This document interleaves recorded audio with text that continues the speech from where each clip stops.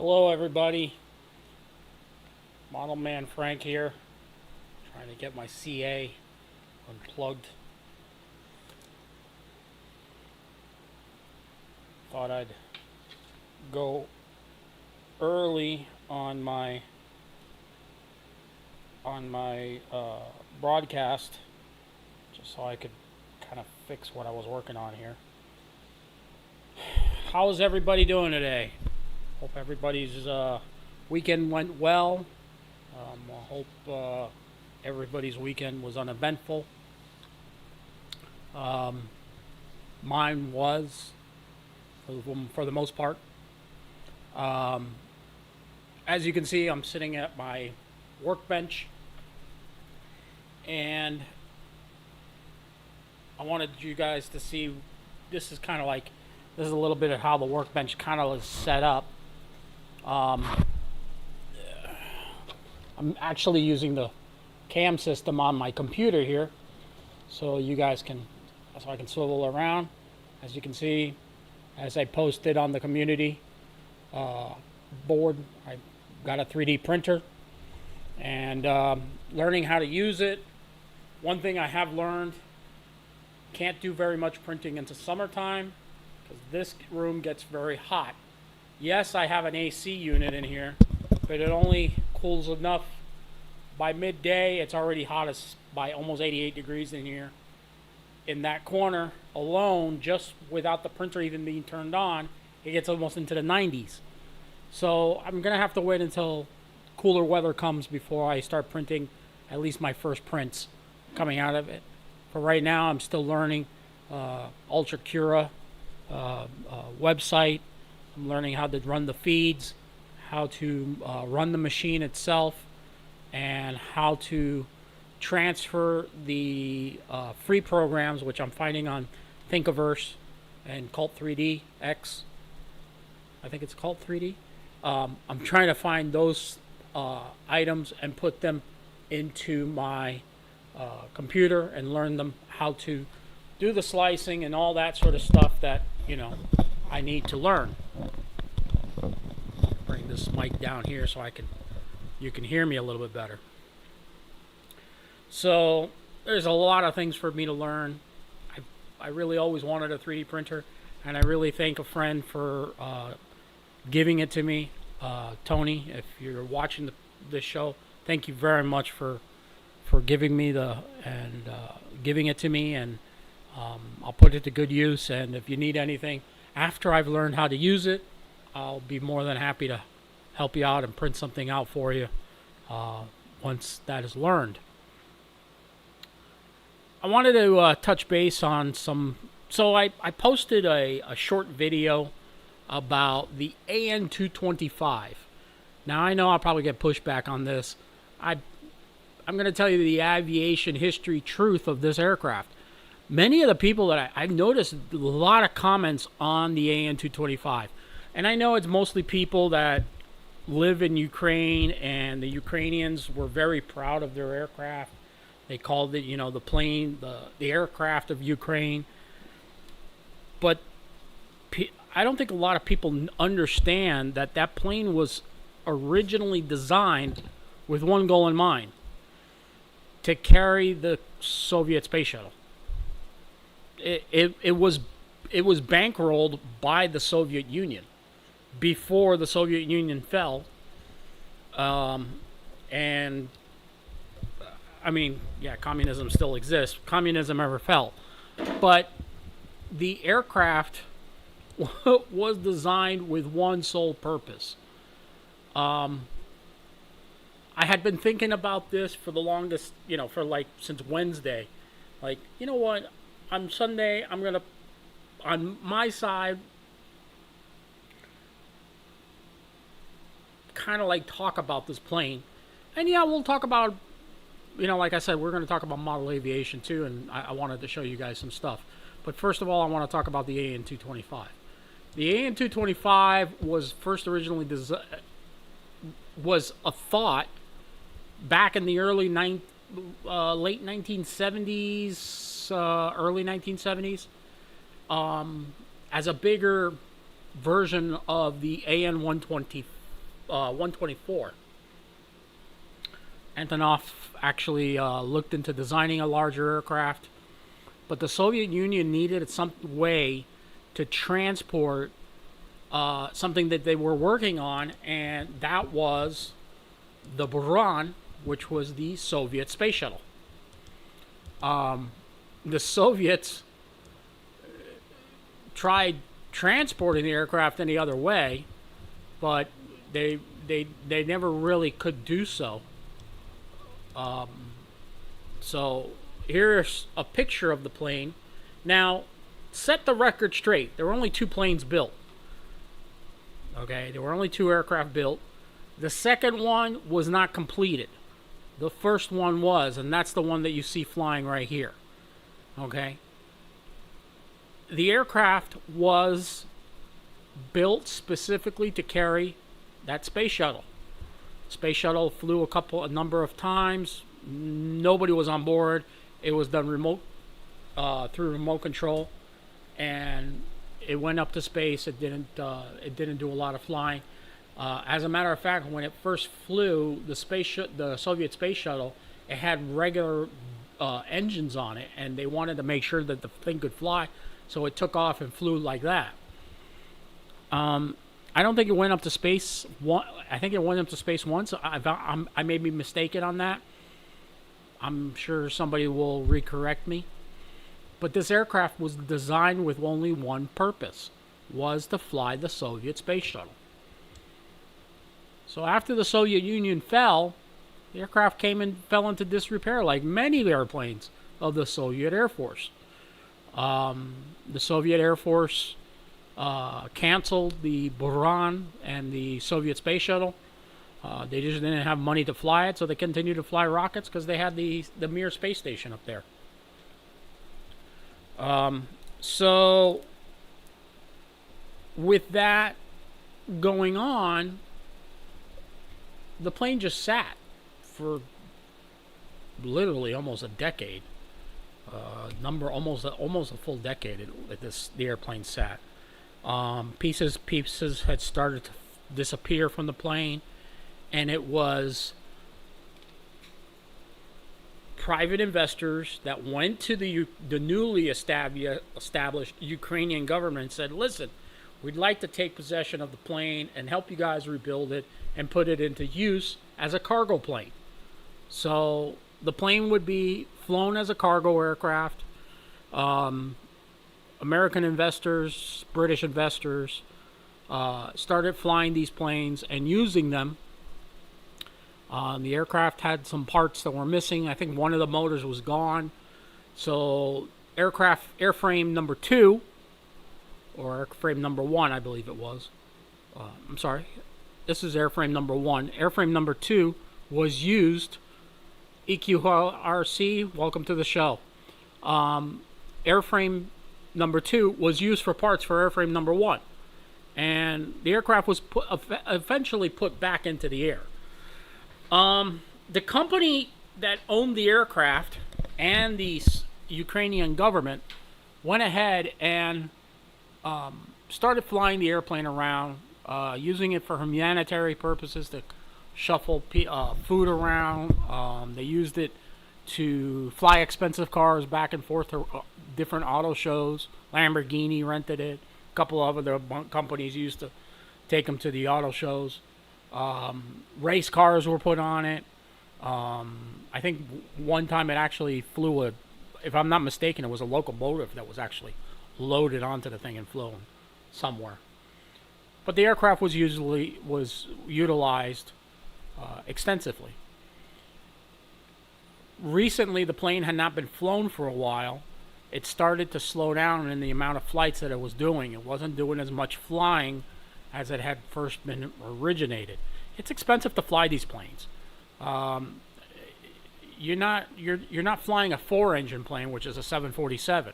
You're flying an aircraft with 6 engines, and you're looking at almost 600,000 pounds of fuel that it takes to get one of this burb in the air, plus the tires maintenance. Every time it lands, you have tire maintenance. Those tires wear out very quickly. You've got ground maintenance. Even, yeah, it takes 6 people to fly the plane and to get the plane airborne. And, you got your load master and everything. The aircraft has a crane inside to help facilitate items inside the cargo hold. But the aircraft is used mainly for what it was intended to do. So it really wasn't a passenger plane, so it couldn't really make money that way. So the Ukraine war starts, and the Ukrainian government was told by multiple people, the Russians are going to bomb the plane. They have it on their target. Antonov was told to move the aircraft multiple times, but of course they dragged their fleet, and eventually the plane was bombed and destroyed. Now, the nose of the aircraft, from the photos that are seen, you can tell by the way that the bomb struck, it went through the hangar. It wasn't really a hangar. It was more like a cover to cover the plane. The plane sat outside. There was no hangar big enough to house an aircraft of this magnitude. The plane was just very large. So any work that was done on the plane had to be done outside in the elements. But the way that the bomb struck, I'm just going to blow up this photo here so y'all can see it. I mean, you can find it online. There's a number of photos. But the way that the fire started and the plane just disintegrated, you can tell that most of the structure from the wing root back is still there. And probably what happened is the bomb struck next to the aircraft, and the ensuing explosion started the fire, which enveloped most of the nose of the plane. So the plane is essentially lost from the wings forward. I mean, you could probably still make something out of it, but you would have to rebuild the aircraft completely. You could probably rebuild it from the tail forward, but again, you'd have to rebuild components. That takes money. And I've heard so many people online say, oh, it's going to get rebuilt really quickly. Yes, the Ukrainian government said we were going to rebuild it, and it's going to be better and bigger than ever. That was in 2022. We're going on 2 years now. Not one drawing has come out. Not one proposal has come out. People are still wishing in the wind. My take on this whole thing, the reason the aircraft was never moved, this is my opinion, nobody else's, I'm just letting you know, is the plane stayed where it was because of insurance. When the bomb blew up next to the plane, I'm sure it was a laser-guided munitions or a dumb bomb, it blew up next to the aircraft and destroyed the aircraft. Well, insurance has to pay out on that. So, Antonov made off. They probably insured the aircraft for more than it was worth when it was built originally. So, of course, they got insurance money out of it, and they got their payout. Will this plane ever see the skies again? I don't think so. I really don't. I don't think this plane... The facts are, 4-engine planes are disappearing from the skies. The A380 was designed to be a 4-engine passenger plane, a super jumbo. They had originally designed this aircraft, designing for the Super 80, the A380, started back in 1990. Okay? Back in 1989 is when they first started designing the plane. And look how long it took for them to get an A380 into the skies. A pretty darn long time. The 747 was the queen of the skies. So Airbus wasn't really in a hurry, I guess. Or they just didn't have the money to do it. So Airbus got their bird into the sky. What started happening? The 747 started to be retired. It was an older aircraft, yes. It was a long-haul aircraft. 4 engines was very popular back in the 80s and 90s. But going into the 2000s, where fuel efficiency was a big thing, things had to change, and the priorities of the aircraft of those size had to change. This aircraft, being that it was only one built, you had to make your own parts for it because there were no ready-made parts. Like on a 747, if a part breaks on a 747, there's numerous parts houses that have the parts for these for 747s or A380s or A340s or A330s. This aircraft, on the other hand, you needed to build stuff from scratch. So keeping it running and working and everything like that, it took money. I'm sure it did. The bigger the plane, the bigger the problems. The smaller the plane, the smaller the problems. So, do I think that the plane will ever fly again? I don't think so. But, if they ever do get it flying, I'll eat my words and I'll come back on video and say, oh, I'm sorry, I was wrong. They actually built the plane, but I really don't think this aircraft will ever fly again. I really don't. It's like the Boeing 314, which is the Super Clipper. Boeing built it. Didn't survive the war. A company ended up building one just so they could use it as a museum out in Ireland. But to think that this plane is ever going to be rebuilt, no. It will live on as the largest cargo plane ever built. That's it. It will live on as the largest cargo plane ever built. It had 6 engines. It was an oddity. There will be no other aircraft like it ever built again. That is the fact. In my book. And from what I've read around, that's basically a fact with everybody else. So, also, just to let you guys know, this plane was built and designed by the USSR. Okay, by the Soviet Union, the Red State.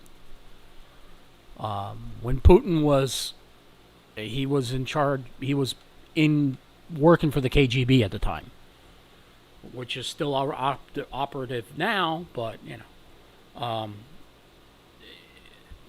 the Russians were the ones that bankrolled it and built the plane. The Ukrainians, Antonov being a Ukrainian company, the aircraft was built by Antonov.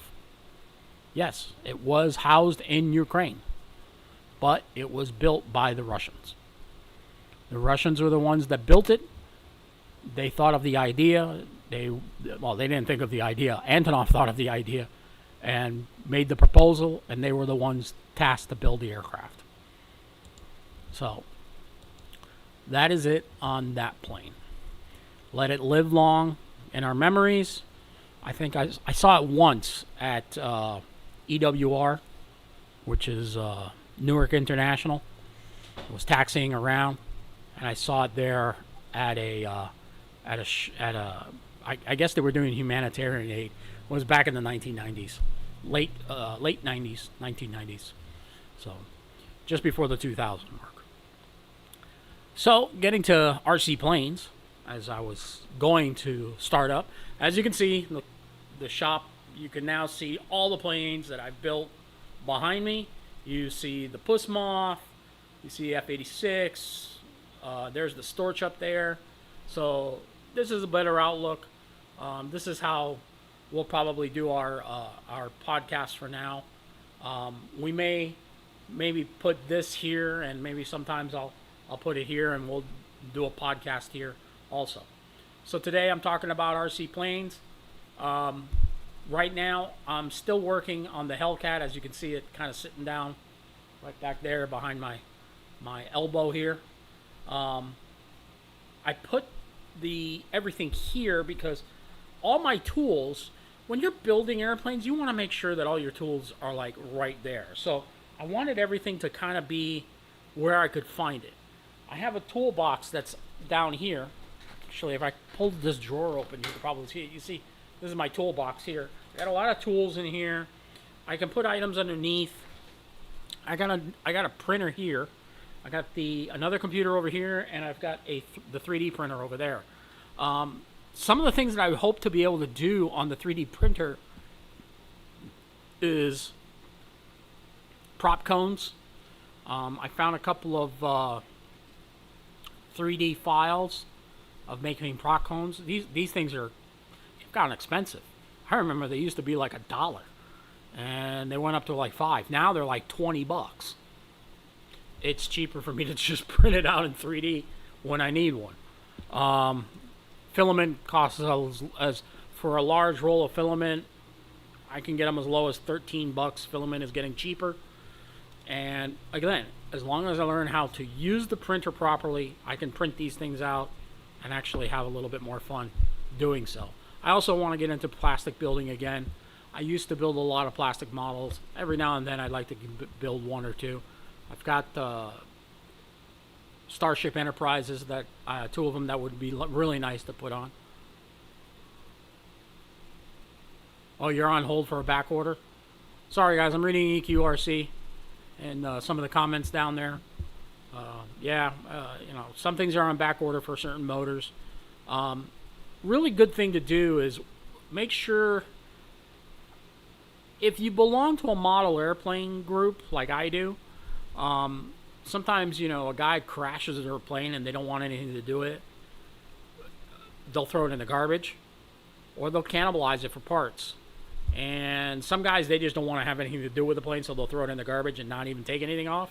Or they'll leave it up in the clubhouse. And me and other guys will go over there and start cannibalizing for parts.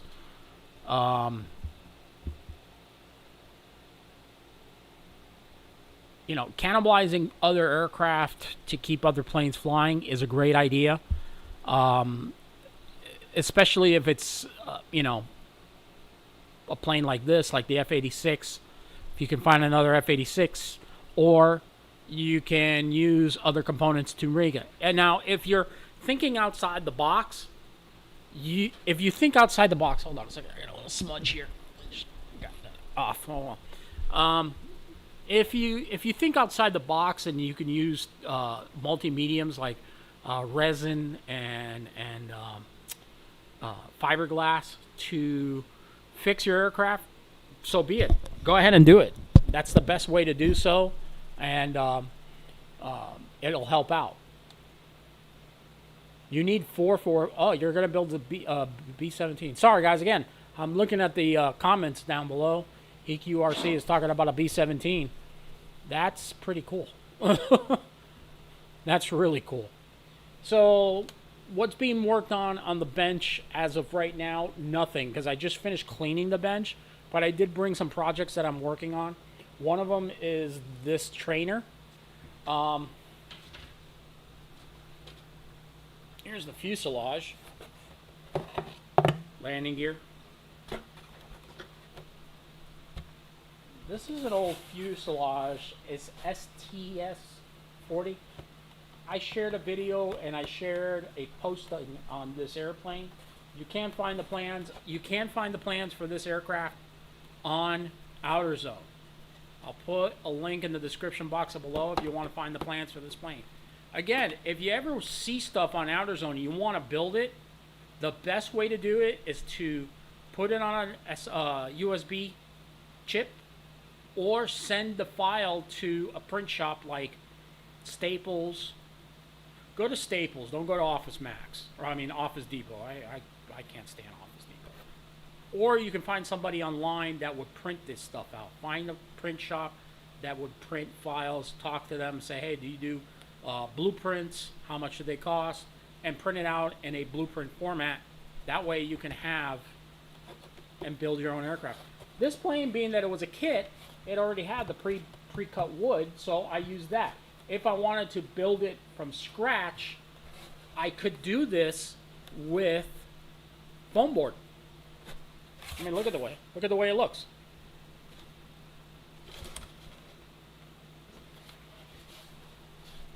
This is essentially, you can build this out of foam board. So the wings, you could probably build them out of foam core. It's a pretty bulky looking wing. Oops, I think I dropped something over there. This is the wing itself. It's pretty big. It's got some dihedral to it. These are the ailerons for it. So you could build a pretty nice airplane just out of foam board and build this aircraft. Um, this plane, the way the shop is set up now is going to be easier for me to put out aircraft. This is one of them. I kind of put it on hold because I started building the thing and just never got. I like building stuff. I don't know, the cutting of the wood. You know, you're putting out your template, you're cutting it. I don't know. Sometimes it's soothing for some people. Some people are like, I don't want to do it anymore. You know, I'll just buy it already prefabbed. There's something you lose when you buy a prefab aircraft. I wish I could have built this. I really do. I had so much pleasure building this airplane right here, and I'm probably going to have even more pleasure when I end up flying it, especially the air coupe. I took the air coupe to the field, and I had a little problem with the tracking, so I had to bring it back. I had to turn the rates down on the steering wheel. Man, we were taxiing it down the runway, and every time I would just try and keep it, it would, you know, all over the place. So I hope to be able to do a first flight soon. But building airplanes, it's relaxing. You know, you put a movie on and you just sit here and you build your airplane. Now I need something that's probably gonna. I got this chair. It goes up, but I think the hydraulic thing is breaking. So maybe someday I'll have to find another chair. I'll find one used. Most of the stuff in here that I've put together for workbenches and put it all, I haven't paid anything for it. The mat here that you see, it's a cork from a bulletin board. Came from the airport. Somebody was throwing it out, and they had two sections. They had one section here. There was another section below it. So this is actually about that thick. So this one is falling apart. So I'll have to eventually remove this part and just use the bottom part. The chair, also, I think my father-in-law was not using it. He didn't like the way it sat, so he gave it to me. I had another chair before it. I think you've seen my father sitting in it, and it had a brown back. I ended up taking that to work. My desk here, got that from the same place where I got this from, which was from the airport. Somebody was throwing it out. My filing cabinet, also somebody was throwing it out. I think the only thing I paid for in here was my toolbox, and I've had this for close to like 2002, I want to say 2003. I think I got this 2004. I got it, and pretty much everything else really easy to find. It's easy to find things and repurpose them to get something done. But yeah, model building is relaxing. Anybody that says that it's not relaxing and that's tedious, and you just get a sense of accomplishment. The only bad part is, of course, of crashing it. Nobody ever wants to crash their plane that they built. You always worry about that first flight you're going to have. And after you crash it, you're like, oh. But guess what? You get to rebuild it. Oh, really? Oh, okay, yeah, I'll rebuild it. I'll get it back up and flying. And maybe it was a mistake that I made in my part. I'll fix it and I'll make it better that time around. Sorry, guys, I'm peeling glue out of a cup. It's kind of satisfying, you know? It's all hardened and everything. So, sorry. Oh. So yeah, you get to with cutting and doing, like, you get to cut your own ribs. There's a rib from an airplane. Actually goes to this airplane, so the way I cut my ribs, put them on cardstock, trace them out. I like this format. It's really nice. I get to, between the two areas and really sit in here. The only thing is it's 86 degrees in here. I'm hot. So, I can't wait for the winter time, because maybe I'll be able to open the door a little bit, and we can sit in here and talk. And I don't have to turn the AC on. It gets a little cooler in here, and maybe the 3D printer, by that time I'll have figured out how to do a 3D print, and we'll do a 3D print live on the podcast so you all can see. That'd be kind of cool, wouldn't it? So, also I want to make something for my wife. I found a lot of like little things that I can make, maybe like a little vase or little caricatures, and they're free. A lot on Thinkiverse, most of the stuff, almost 90% of the stuff on there is free. So if you do get a 3D printer, go to Thinkiverse or Cult 3D. Almost all the files. There are some files, yes, you have to pay for, but there are other files that are. Oh yeah, one more month. You're right. One more month. Hopefully, one more month. Yeah. So on Cult 3DX, there's little things that we could print out, and I saw one on there that I want to print out. It's a little windmill. It's a little propeller blade, and it shows you how to put it together and everything like that. And I want to really make a little windmill for outside in the garden, and be able to use that. And I like making stuff like that. And being that the 3D printer, I know I can utilize it a lot for that. But I'm looking forward to using it and utilizing it. See how it goes. Maybe somebody will actually pay me to build an airplane for them. I really hope so. That would be kind of cool, because then it would bankroll some of this. I don't get paid for doing this. I do this I like having fun doing this. Talking to you all is a lot of fun. Sharing my ideas, sharing aviation history with you, and having a conversation about aviation is one of those things that I like doing. And talking about RC planes. I love talking to RC planes, about RC planes with everybody that comes on this channel. Something I wanted to show you guys. Anybody know what this is? Pay no attention to the line sitting sideways. No, we're not crashing. But you can see that in the camera, right?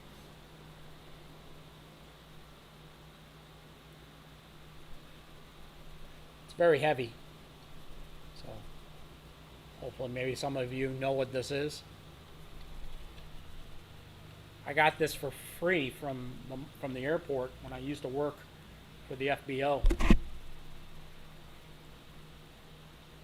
This item here was built at Jack and Hines Incorporated in Bedford, Ohio. Being that no one's actually answered what this is, I'll just give you, it's a gyro horizontal horizon indicator. This came out of a 727. Pretty cool, huh? This little item here, it's kind of, you got the caged look, and not caged. And you got a little knob to fix your horizon. The optics, the gyro system inside, cracked. So that's why the line, the horizon here, flipped onto its side. But it's very heavy. I had the radio for the 727. It was around here somewhere. I think I got rid of it. I took it to work, because I was going to do something else with it. But I thought maybe you guys like to see. This is a horizon out of a 727-200. So a little piece of history there. Pretty darn big, huh?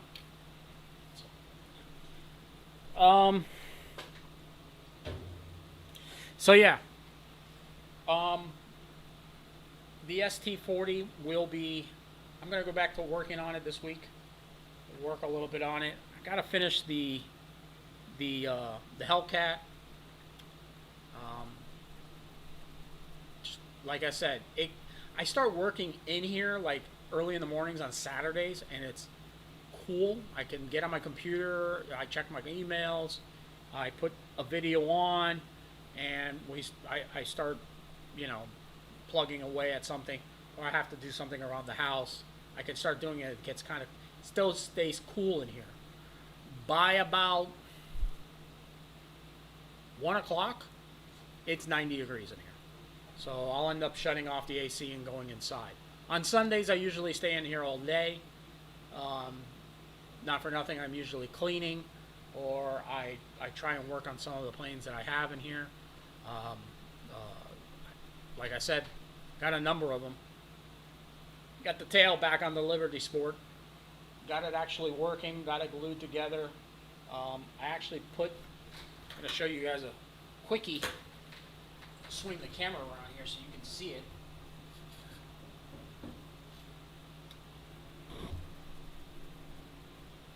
You can see I got the upper wing and the lower wing on. They're just kind of like sitting there. It's kind of like a dry fit. I just wanted to see how the aircraft sat and looked. I'm just going to use this to point out. This here are the wire that come out. There's a little tab that I have to put on here in order for this to sit snug on here. I also have to close in this area, and I have to add the wingtip on that side. So there's still work that needs to be done to this plane. I have the ailerons. I still have to work on the aileron bit. I also have to do some sanding. So the bottom wing I'm going to probably start working on it again, really, so I can get it, get going on it.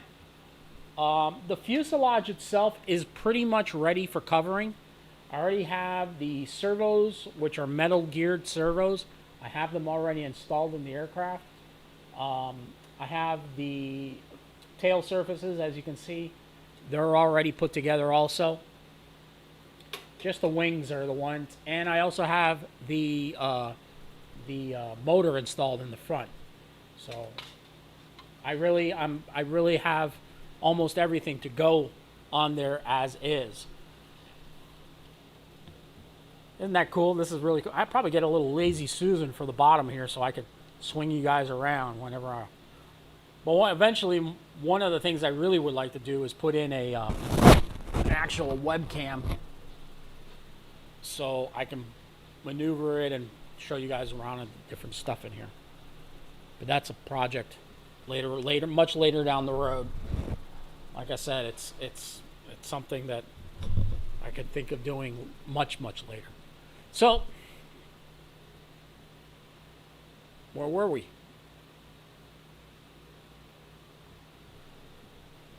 So yeah, we're gonna start working on projects here on the shelf. I'm gonna maybe do some tutorials on certain items that I'm working on here in the shop, and I hope you guys like the shorts that I've been putting out. Some of the short videos. I like doing the shorts. I put music to them. Some people don't like the music. To each is their own. There's other channels they can go to go. If they want to complain, they can complain. There are other channels they can go watch. I like putting music to my shorts, short videos. I don't like TikTok. You'll never see me on TikTok. If you see a name on there called Model Man Frank, it's not me. I'm the only Model Man Frank, and I'm on YouTube. Or on Rumble. You'll find me on Rumble also. Hope you all have been watching the video that I put out about the Cuban aviation history of the Bay of Pigs, with my talking of my father. Hope you shared it along. I've seen that a lot of people have shared the video. Thank you very much for sharing the video. Thank you very much for liking the content that I put out. I really do appreciate it. I'm so happy that so many of you have liked the videos and watched the videos, and the live videos are becoming more and more popular. Next Sunday we'll do the same thing again, but we will actually start talking and we will actually start building. I will be going actually live at 7:30. It won't be at 7:30. Maybe like today, I went live 2 minutes early. Whoa. Sometimes I want to wait and see who gets on. Hold on a second, need to drink some water.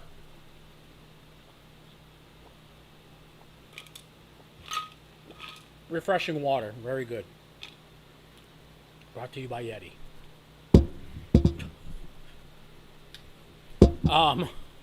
So if you guys get a chance, go over to see my buddy Greg Glasgow over at Fat Guy Flies RC. He's got a video out about the Bristol. It is a prefabbed aircraft, but if you like building airplanes, this is the channel you want to be on. Aviation history is fun. I like still talking about it. So it'll be a bit of aviation history and a little bit of building airplanes at the same time. Because like today, we spoke about the AN-225. Fly with... That's right, fly with Peyton. Hello, how you doing? How you doing, Peyton? Welcome to the show. But yeah, we'll be doing. If you like building the planes, come to this channel. This is the channel you want to be on. Fat Guy came out with Greg over at Flat Guy Flies RC. He got some company. He bought a Bristol, which Peyton knows exactly which aircraft I'm talking about because he flies one. He's learning how to fly there. And he got the Bristol, and he was doing loop-de-loops, and really nice looking airplane. But it's a prefabricated aircraft, so myself, I would probably want to build one if the person who put it together had actual plans for it. I would probably attempt to build it myself. So, but here.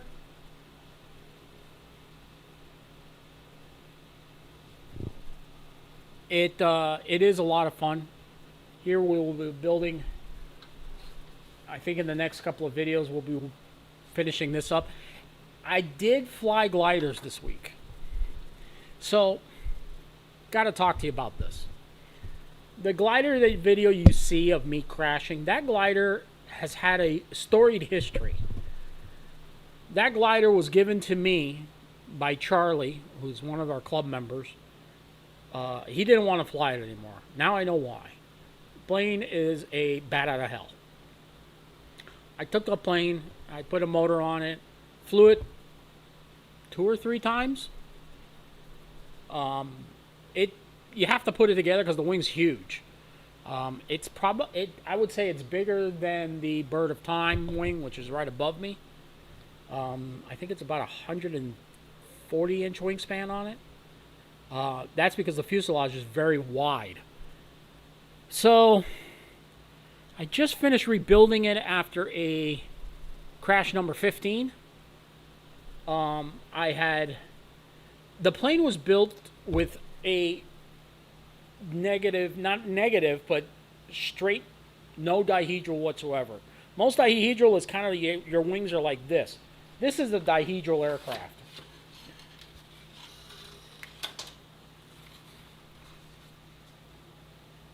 Kind of helps with turning, right?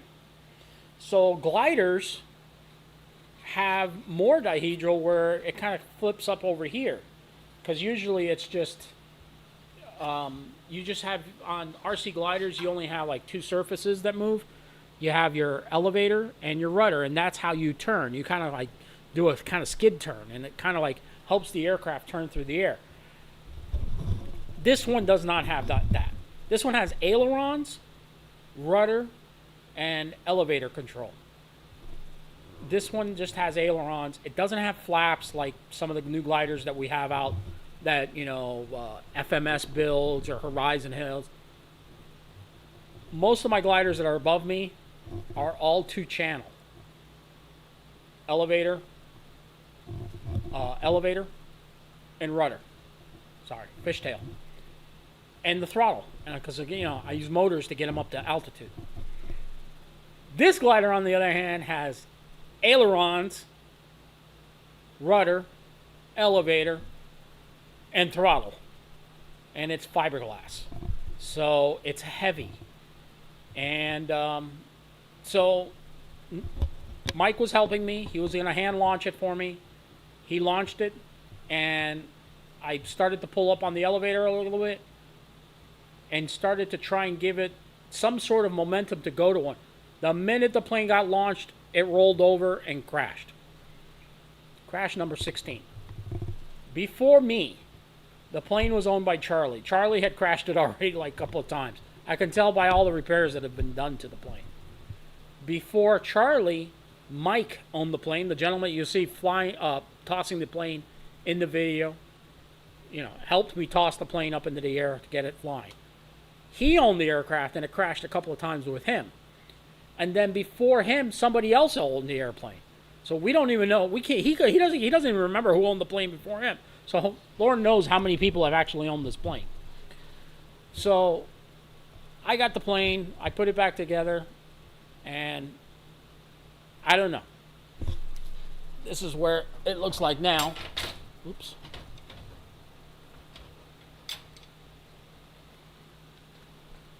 I took the motor out of it. It's sitting somewhere around here. I don't know where. It's over there. This plane was never meant to have a motor on it. It was actually a nose cone in the front here. And then it would have had a hook down here. I added a tail wheel where the hook was. So it was used as with a high start.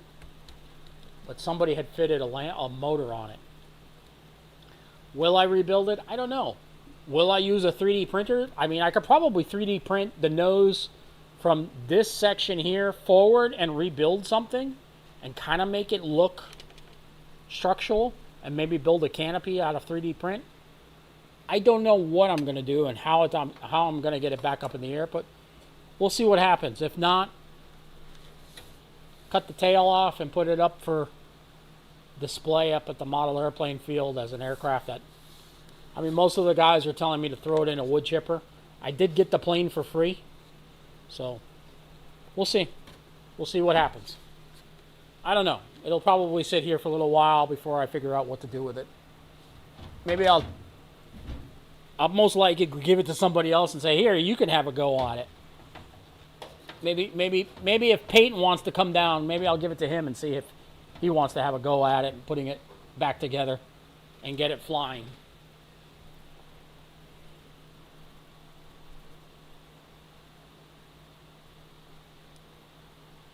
Guys, I'm reading some of the comments here. So Fly with Peyton says he wishes he could find plans for it, but he can't find them. I'm assuming you're talking about the Bristol. I'm very sure that there's plans out there for it. What you could also do is you could get a cross section of the actual aircraft, basically a side version of it with what the wing looks like and the tail, and you could make something out of foam. With that, you could build yourself a foam board airplane. You could either build yourself a foam board or you can carve something out of foam. There's people doing that all the time. So maybe you could probably build something if you're good with that. Or you could probably do a 3D print plane. I'm sure somebody must have something out there. Or if you're savvy with a 3D printer or CAD, maybe ask a friend to do it, or see what you guys can do. But I'm sure there's probably plans out there for that aircraft. I mean, there's plans for so many different planes. The sky is the limit when it comes to wanting to build a certain airplane. Building model airplanes, like I said, it's just something fun to do, and you always have a great time. So there's always a way to build and get your aircraft project off into the air. So with that said, I think it was a lot of the fun that we were able to get together and talk a little about some of the projects. Sorry I didn't have an actual project that we were going to work on, but next week we will. We'll either be working on this project or we'll be working on the Hellcat that's sitting on the floor. But there will be a project being worked on here at this station, and we will start with that. And we will talk about something aviation history related. Everybody, I really appreciate you all watching the channel. Keep sharing the videos. I really appreciate all the help you guys are helping me with it. I'm always trying to come up with something new to do. Just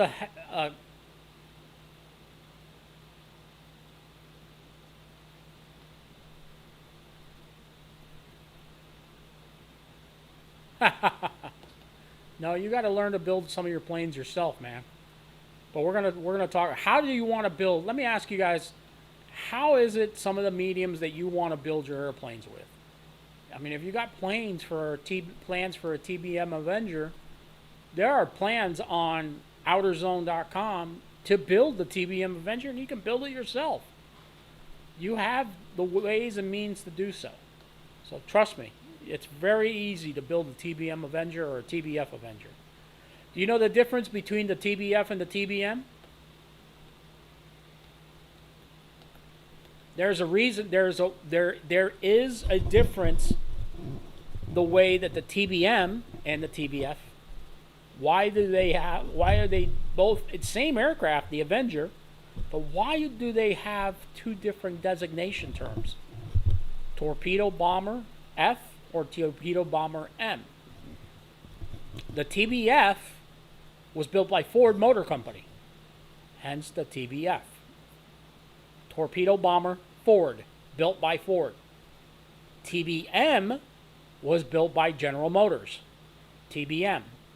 Torpedo Bomber Motors, General Motors. They weren't going to put General Motors on it, they weren't going to put the symbol on it. But yes, the TBM or the TBF, TBFs were built by the Ford Motor Company. TBMs were built by General Motors. The reason the auto manufacturers during World War II were building airplanes was because aircraft manufacturers like Grumman were already very busy building the Hellcat, the Wildcat, and coming off the line too, which was a little late for use in World War II, the Bearcat and the Tiger Cat. So that's why the auto manufacturers helped out with the war effort by building the TBM and the TBF. So, little history there. Sorry. All right, guys. That's it for tonight's show. Getting a little tired. It is very hot in here. But it was an absolute pleasure that everybody was able to join. Next week, let's build the plane. Let's work on it. Do some sanding. Do some conversation. And we will pick it up next week. Same time, same place here. Model Man Frank in the shop. And we'll talk about model airplanes. Talk a little bit about history. Maybe we'll talk about a little bit of history on one of those videos I posted up.